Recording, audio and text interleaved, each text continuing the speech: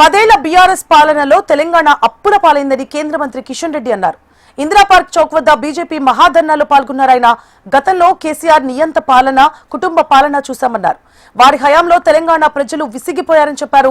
దీంతో కాంగ్రెస్ మాయ హామీలను నమ్మి ప్రజలు ఓటు వేశారని, కాంగ్రెస్ ఇచ్చిన హామీల్లో ఎన్ని అమలు చేశారంటూ ప్రశ్నించారు.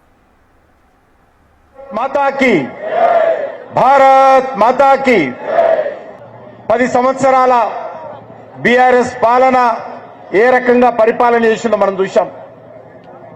మిగులు బడ్జెట్తో ఉన్నటువంటి తెలంగాణ రాష్ట్రాన్ని ఆ రోజు బీఆర్ఎస్ పార్టీ అప్పుల రాష్ట్రంగా మార్చింది.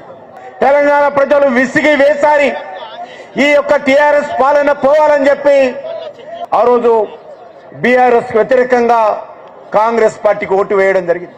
రేవంత్ రెడ్డి నాయకత్వంలో అనేక రకాల హామీలు ఇచ్చారు. ఈరోజు 2 సంవత్సరాలు కావస్తుంది. మరి ఈరోజు రేవంత్ రెడ్డి రాష్ట్రమంతా పర్యటిస్తా ఉన్నాడు.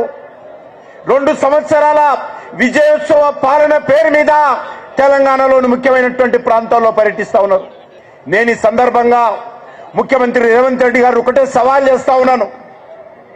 రేవంత్ రెడ్డి గారు, మీరు ఏ ముఖం పెట్టుకొని ఈ యొక్క ఉత్సవాలు నిర్వహిస్తున్నారో ఈరోజు తెలంగాణ ప్రజలు నిన్ను ప్రశ్నిస్తుందని అడుగుతా ఉన్నాను. భారతీయ జనతా పార్టీ నిన్ను ప్రశ్నిస్తుంది. మీరు ఇచ్చినటువంటి హామీలేంటి, మీరు అమలు చేసినటువంటి పరిస్థితి ఏందో మీరు ఈ సభలలో ఎందుకు చెప్పడం లేదు అడుగుతా ఉన్నాను. ఎంతసేపు ఆయన రెండే చెప్తాడు. ఒకటి ఫ్రీ బస్సు, ఒకటి సన్న బియ్యం.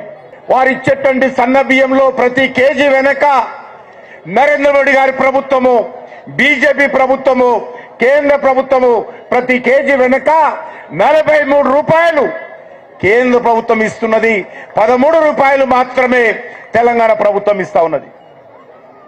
ఆ 13 రూపాయలకు కూడా సన్నే బియ్యం ఇస్తున్నా అని చెప్పి ప్రచారం చేసుకుంటారు. ఈరోజు నేను రేవంత్ రెడ్డిని అడుగుతా ఉన్నాను, అయ్యా మీరు ఇచ్చినటువంటి హామీలు 2 సంవత్సరాలు అయిపోతుంది కదా, ఏ వర్గానికైనా న్యాయం చేశారా? ఈరోజు రేవంత్ రెడ్డి చెప్పాల్సినటువంటి అవసరం ఉంది.